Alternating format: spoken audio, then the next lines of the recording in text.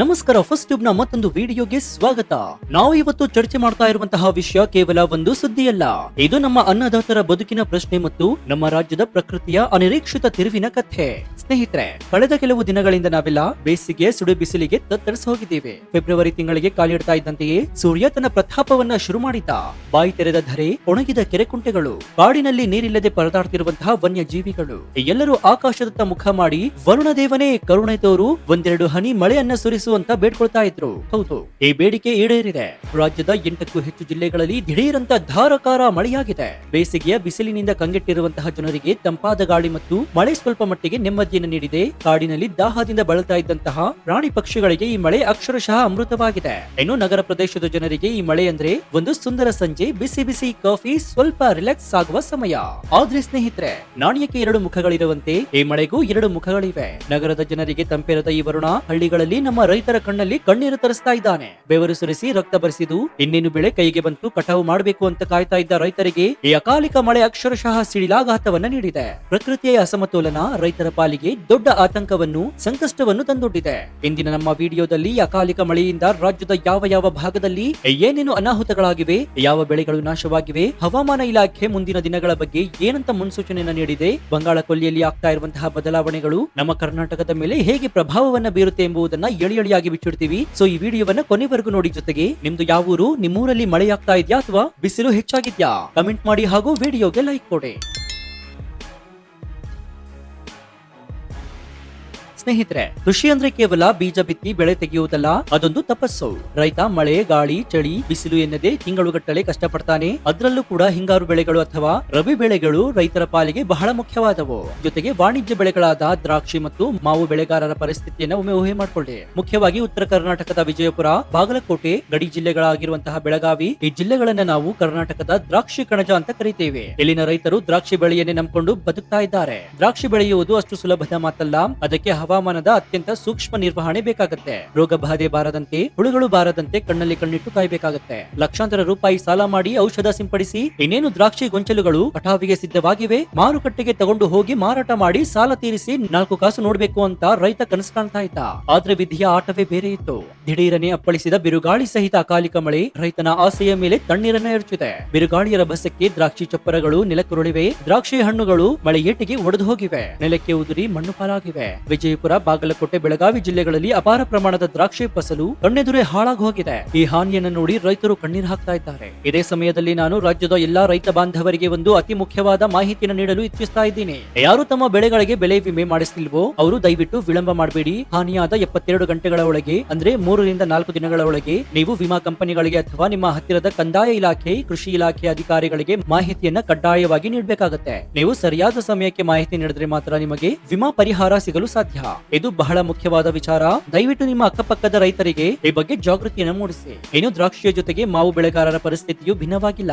ಮಾವಿನ ಮರಗಳು ಹೂ ಬಿಟ್ಟು ಕಾಯಿ ಕೊಚ್ಚುವಂತಹ ಈ ಸಮಯದಲ್ಲಿ ವಿಪರೀತ ಗಾಳಿ ಮತ್ತು ಮಳೆಯಾದ್ರೆ ಹೂವೆಲ್ಲ ಉದುರು ಹೋಗುತ್ತೆ, ಕಾಯಿಗಳು ನೆಲಕ್ಕೆ ಬೀಳುತ್ತೆ. ಇದರಿಂದ ಈ ವರ್ಷ ಮಾವಿನ ಇಳುವರಿಯಲ್ಲಿ ಭಾರಿ ಕುಸಿತ ಕಾಣುವ ಸಾಧ್ಯತೆ ಇದೆ. ಇನ್ನು ಈಗ ಕಲ್ಯಾಣ ಕರ್ನಾಟಕದತ್ತ ಮುಖ ಮಾಡೋದಾದ್ರೆ ಯಾದಗಿರಿ ಜಿಲ್ಲೆಯಲ್ಲಿ ರಾಯಚೂರು ಹಿಂಗಾರು ಬೆಳೆಗಳಾಗಿರುವಂತಹ ಜೋಳ, ಸಜ್ಜೆ ಮತ್ತು ಕಡಲೆ ಬೇಳೆಯನ್ನ ಬಹುಪಾಲು ಬೆಳೆದಿದ್ದಾರೆ. ಈ ಬೆಳೆಗಳೆಲ್ಲವೂ ಕೂಡ ಈಗ ಕಟಾವಿಗೆ ಬಂದು ನಿಂತಿವೆ. ಕಾಳುಗಳು ಬಲಿತು ರೈತರು ಕುಡುಗೋಳನ್ನ ಹಿಡಿದು ಸಿದ್ಧರಾಗಿದ್ದಾರೆ. ಅನಿರೀಕ್ಷಿತವಾಗಿ ಸುರಿದ ಧಾರಾಕಾರ ಮಳೆ ಮತ್ತು ರಭಸವಾದ ಗಾಳಿಗೆ ಎತ್ತರವಾಗಿ ಬೆಳೆದಿದ್ದಂತಹ ಜೋಳ ಮತ್ತು ಸಜ್ಜೆಯ ಹೊಲಗಳು ಅಕ್ಷರಶಃ ನೆಲಕಚ್ಚಿವೆ. ಕಡಲೆ ಗಿಡಗಳು ನೀರಿನಲ್ಲಿ ಮುಳುಗಿ ಕೊಳೆಯುವಂತಹ ಸ್ಥಿತಿ ತಲುಪಿವೆ. ಕಟಾವಿಗೆ ಬಂದಂತಹ ಬೆಳೆ ನೆಲಕಚ್ಚಿದರೆ ಕಾಳುಗಳು ಕಪ್ಪಾಗಿವೆ, ಮೊಳಕೆ ಒಡೆಯುತ್ತವೆ. ಮಾರುಕಟ್ಟೆಯಲ್ಲಿ ಇದಕ್ಕೆ ಕವಡೆ ಕಾಸಿನ ಬೆಳೆಯೂ ಕೂಡ ಸಿಗುತ್ತಿಲ್ಲ.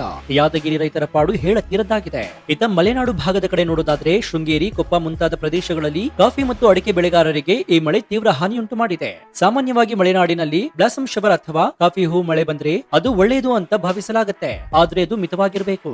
ಈಗ ಬಂದಿರುವ ಈ ಅಕಾಲಿಕ ಮಳೆ ವಿಪರೀತ ಗಾಳಿಯೊಂದಿಗೆ ಬಂದಿರೋದ್ರಿಂದ ಕಾಫಿಯ ಹೂಗಳು ಕಾಯಿ ಕೊಡುವ ಮುನ್ನವೇ ನೆಲಕ್ಕೆ ಉದುರುತ್ತಾ ಇವೆ. ಅಡಿಕೆ ತೋಟದಲ್ಲಿಯೂ ಕೂಡ ಮರಗಳು ಗಾಲಿಗೆ ವಾಲಿದ್ದು ಎಲೆ ಅಡಿಕೆ ಉದುರುತ್ತಾ ಇದೆ. ಹೀಗೆ ಉತ್ತರದಿಂದ ದಕ್ಷಿಣದವರೆಗೆ, ಬಯಲು ಸೀಮೆಯಿಂದ ಮಲೆನಾಡಿನವರೆಗೆ ರೈತರು ಪ್ರಕೃತಿಯ ಈ ಮುನಿಸಿಗೆ ಬಲಿಯಾಗ್ತಾ ಇದ್ದಾರೆ. ಇನ್ನು ಸ್ನೇಹಿತರೆ, ಇದು ಕೇವಲ ನಿನ್ನೆ ಮೊನ್ನೆ ಆದಂತಹ ಅನಾಹುತ ಕಥೆಯಲ್ಲ.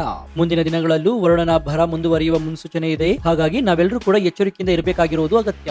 ಹವಾಮಾನ ಇಲಾಖೆ ನೀಡಿರುವಂತಹ ನಿಖರವಾದ ಮುನ್ಸೂಚನೆಯನ್ನ ಈಗ ನಾನು ನಿಮ್ ಮುಂದೆ ವಿವರಿಸ್ತೀನಿ ನೋಡಿ. ಮುಂದಿನ ಕೆಲವು ದಿನಗಳ ಕಾಲ ಕರಾವಳಿ ಮತ್ತು ಮಲೆನಾಡು ಭಾಗದ ಹಲವೆಡೆ ಮಳೆಯಾಗುವ ಸ್ಪಷ್ಟ ಮುನ್ಸೂಚನೆ ಇದೆ. ವಿಶೇಷವಾಗಿ ದಕ್ಷಿಣ ಕನ್ನಡ, ಕೊಡಗು, ಮೈಸೂರು ಮತ್ತು ಹಾಸನ ಜಿಲ್ಲೆಗಳಲ್ಲಿ ಗುಡುಗು ಮಿಂಚು ಸಹಿತ ಧಾರಾಕಾರ ಮಳೆಯಾಗುವ ಸಾಧ್ಯತೆ ಇದೆ. ಈ ಜಿಲ್ಲೆಗಳ ಜನರು ಅದರಲ್ಲೂ ರೈತರು ತಮ್ಮ ಬೆಳೆಗಳ ರಕ್ಷಣೆಗೆ ಕಟಾವು ಮಾಡಿದ ಫಸಲನ್ನ ಸುರಕ್ಷಿತವಾಗಿಡಲು ಮುನ್ನೆಚ್ಚರಿಕೆಯನ್ನು ವಹಿಸಬೇಕಾಗುತ್ತೆ. ಆದ್ರೆ ಪ್ರಕೃತಿಯ ಈ ಹವಾಮಾನ ಹಂಚಿಕೆ ಬಹಳ ವಿಚಿತ್ರವಾಗಿದೆ. ಒಂದೆಡೆ ಮಳೆಯಾದ್ರೆ ಇನ್ನೊಂದು ಕಡೆ ಒಣಹವೆ ಮುಂದುವರಿಯಲಿದೆ. ಉಡುಪಿ, ಉತ್ತರ ಕನ್ನಡ ಸೇರಿದಂತೆ ಉತ್ತರ ಒಳನಾಡಿನ ಬಹುತೇಕ ಜಿಲ್ಲೆಗಳಲ್ಲಿ ಮಳೆಯ ಸಾಧ್ಯತೆ ಕಡಿಮೆ ಇದ್ದು ಒಣಹವೆ ಮತ್ತು ಬಿರುಬಿಸಿಲು ಇರಲಿದೆ ಅಂತ ಹವಾಮಾನ ಇಲಾಖೆ ತಿಳಿಸಿದೆ. ಅಂದ್ರೆ ಕರಾವಳಿಯ ಒಂದು ಭಾಗದಲ್ಲಿ ಮಳೆಯಾದ್ರೆ ಅದೇ ಕರಾವಳಿಯ ಉಡುಪಿ ಮತ್ತು ಉತ್ತರ ಕನ್ನಡದಲ್ಲಿ ಬಿಸಿಲಿನ ಜಲ ಮುಂದುವರಿಯಲಿದೆ. ಇದು ಹವಾಮಾನದ ಅಸಮತೋಲನವನ್ನ ಎತ್ತಿ ತೋರಿಸ್ತಾ ಇದೆ. ಇನ್ನು ನಮ್ಮ ನಾಡಿನ ರಾಜಧಾನಿ ಸಿಲಿಕಾನ್ ಸಿಟಿ ಬೆಂಗಳೂರಿನ ಹವಾಮಾನದ ಬಗ್ಗೆ ಮಾತನಾಡೋದಾದ್ರೆ ಬೆಂಗಳೂರಿಗೆ ಇದು ಒಂದು ರೀತಿಯ ಮಿಶ್ರ ಅನುಭವವಾಗಿದೆ. ಮುಂದಿನ 2-3 ದಿನಗಳ ಕಾಲ ಬೆಂಗಳೂರಲ್ಲಿ ಮೋಡ ಕವಿದ ವಾತಾವರಣವಿರಲಿದೆ. ಬೆಳಗ್ಗೆಯಿಂದಲೇ ಬಿಸಿಲು ಕಣ್ಣಾಮುಚ್ಚಾಲಿ ಆಡಿಸುತ್ತೆ. ಮಧ್ಯಾಹ್ನದ ನಂತರ ಸೆಕೆ ಹೆಚ್ಚಾಗುತ್ತೆ. ಸಂಜೆಯ ವೇಳೆಗೆ ಗುಡುಗು ಸಹಿತ ಮಳೆಯಾಗುವ ಸಾಧ್ಯತೆ ಇದೆ. ಬೆಂಗಳೂರಲ್ಲಿ ಗರಿಷ್ಠ ತಾಪಮಾನ 32 ಡಿಗ್ರಿ ಸೆಲ್ಸಿಯಸ್ ವರೆಗೆ ಇರಲಿದ್ದು ಕನಿಷ್ಠ ತಾಪಮಾನ 20 ಡಿಗ್ರಿ ಸೆಲ್ಸಿಯಸ್ ಇರಲಿದೆ. ಬೆಂಗಳೂರಿನ ವಾಹನ ಸವಾರರು ಮತ್ತು ಕಚೇರಿಗೆ ಹೋಗಿ ಬರುವವರು ಸಂಜೆ ಮಳೆಯಿಂದ ಟ್ರಾಫಿಕ್ ಜಾಮ್ ಅಥವಾ ರಸ್ತೆಗಳಲ್ಲಿ ನೀರು ನಿಲ್ಲುವ ಸಮಸ್ಯೆಯನ್ನ ಎದುರಿಸಬೇಕಾಗಬಹುದು. ಹಾಗಾಗಿ ಮನೆಯಿಂದ ಹೊರಡುವಾಗಲೇ ಛತ್ರಿ ಅಥವಾ ರೈನ್ ಕೋಟ್ ಅನ್ನ ಇಟ್ಕೊಂಡು ಹೋಗುವುದು ಜಾಣತನ. ಇನ್ನು ಸ್ನೇಹಿತರೆ, ಇಲ್ಲಿ ನಮಗೊಂದು ದೊಡ್ಡ ಪ್ರಶ್ನೆ ಕೂಡ ಮೂಡುತ್ತೆ. ಸಾಮಾನ್ಯವಾಗಿ ಮಾರ್ಚ್ ತಿಂಗಳು ಅಂದ್ರೆ ಅದು ಬೇಸಿಗೆಯ ಆರಂಭ.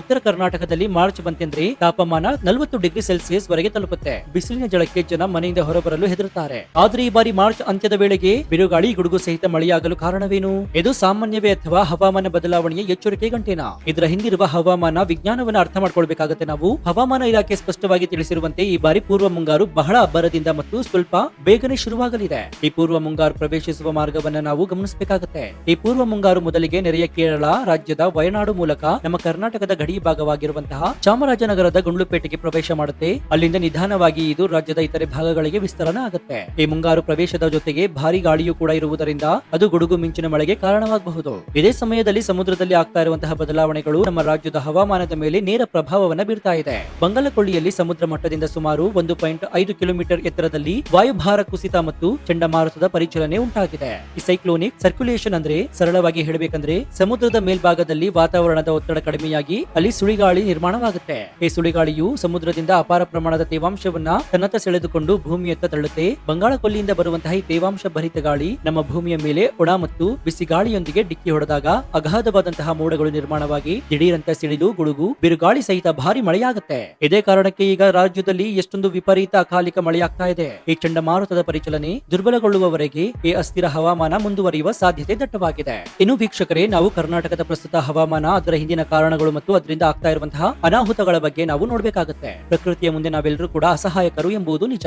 ಆದ್ರೆ ಸಂಕಷ್ಟಕ್ಕೆ ಸಿಲುಕಿದವರಿಗೆ ನೆರವಾಗುವುದು ನಮ್ಮೆಲ್ಲರ ವಿಶೇಷವಾದಂತಹ ನಮ್ಮ ನಾಳುವ ಸರ್ಕಾರದ ಆದ್ಯ ಕರ್ತವ್ಯವಾಗಿದೆ. ಒಟ್ಟಾರೆಯಾಗಿ ಹೇಳಬೇಕಂದ್ರೆ ಈ ಅಕಾಲಿಕ ಮಳೆಯಿಂದ ನಮ್ಮ ನಾಡಿನ ರೈತರು ತೀವ್ರ ಸಂಕಷ್ಟಕ್ಕೀಡಾಗಿದ್ದಾರೆ. ಅವರ ಬೆವರು, ಶ್ರಮ, ಬಂಡವಾಳ ಎಲ್ಲವೂ ಕೂಡ ಮಣ್ಣು ಪಾಲಾಗಿದೆ. ಈ ವಿಡಿಯೋ ಮೂಲಕ ನಾವು ಸರ್ಕಾರವನ್ನು ಒತ್ತಾಯಿಸುವುದು ಏನಂದ್ರೆ ಕೇವಲ ಕಚೇರಿಯಲ್ಲಿ ಕುಳಿತು ಅಂದಾಜು ಮಾಡದೆ ಕಂದಾಯ ಮತ್ತು ಕೃಷಿ ಇಲಾಖೆಯ ಅಧಿಕಾರಿಗಳು ತಕ್ಷಣವೇ ಮಳೆಯಿಂದ ಹಾನಿಗೊಳಗಾದ ಪ್ರದೇಶಗಳಿಗೆ ಭೇಟಿ ನೀಡಬೇಕು. ಪಾರದರ್ಶಕವಾಗಿ ಬೆಳೆ ಹಾನಿ ಸಮೀಕ್ಷೆಯನ್ನು ನಡೆಸಬೇಕು. ಯಾರು ಬೆಳೆ ವಿಮೆ ಮಾಡಿಸಿಲ್ವೋ ಅವರಿಗೂ ಸಹ ಸರ್ಕಾರದ ವತಿಯಿಂದ NDRF ಮತ್ತು SDRF ಮಾರ್ಗಸೂಚಿಗಳ ಅನ್ವಯ ಶೀಘ್ರವೇ ಸೂಕ್ತ ಮತ್ತು ನ್ಯಾಯಯುತವಾದ ಪರಿಹಾರವನ್ನ ಒದಗಿಸಬೇಕು. ರೈತರು ಸಾಲಬಾಧೆಯಿಂದ ಆತ್ಮಹತ್ಯೆಯಂತಹ ಕಠಿಣ ನಿರ್ಧಾರವನ್ನು ತೆಗೆದುಕೊಳ್ಳುವ ಮುನ್ನ ಸರ್ಕಾರ ಅವರ ಬೆನ್ನಿಗೆ ನಿಲ್ಲಬೇಕು. ಹಾಗೆಯೇ ರೈತ ಬಾಂಧವರಲ್ಲೂ ನನ್ನದೊಂದು ಕಳಕಳಿಯ ವಿನಂತಿ ಇದೆ. ದಯವಿಟ್ಟು ಧೃತಿಗೆಡಬೇಡಿ. ಪ್ರಕೃತಿ ಕಸಿದುಕೊಂಡಿದ್ದನ್ನ ಅದೇ ಪ್ರಕೃತಿ ಮಡಿಲಲ್ಲಿ ಮತ್ತೆ ಕಟ್ಟುವಂತಹ ಶಕ್ತಿ ನಮಗಿದೆ. ಆದಷ್ಟು ಬೇಗ ಬೆಳೆ ಹಾನಿಯ ಬಗ್ಗೆ ಸಂಬಂಧಪಟ್ಟಂತಹ ಅಧಿಕಾರಿಗಳಿಗೆ ಮಾಹಿತಿ ನೀಡಿ. ಈ ಬಗ್ಗೆ ನಿಮ್ಮ ಅಭಿಪ್ರಾಯ ಏನು ಅಂತ ಕಮೆಂಟ್ ಮಾಡಿ ಹಾಗೂ ವಿಡಿಯೋಗೆ ಲೈಕ್ ಕೊಡಿ. ಜೊತೆಗೆ ನೀವಿನ್ನೂ ನಮ್ಮ ಚಾನೆಲ್ ಅನ್ನು ಸಬ್ಸ್ಕ್ರೈಬ್ ಮಾಡ್ಕೊಂಡಿಲ್ಲ ಅಂದ್ರೆ ಈ ಕೂಡಲೇ ಸಬ್ಸ್ಕ್ರೈಬ್ ಮಾಡ್ಕೊಂಡು ಪಕ್ಕದಲ್ಲಿರುವಂತಹ ಬೆಲ್ ಐಕಾನ್ ಅನ್ನು ಪ್ರೆಸ್ ಮಾಡಿ. ಇದರಿಂದ ನಾವು ಹಾಕುವ ಹೊಸ ವಿಡಿಯೋಗಳ ನೋಟಿಫಿಕೇಶನ್ ಮೊದಲು ನಿಮಗೆ ಸಿಗುತ್ತೆ. ಇದಾಗಿತ್ತು ಈ ಕ್ಷಣದ ವಿಶೇಷ. ನೋಡ್ತಾ ಇರಿ ಫಸ್ಟ್ ಟ್ಯೂಬ್ ಕನ್ನಡ. ಧನ್ಯವಾದ.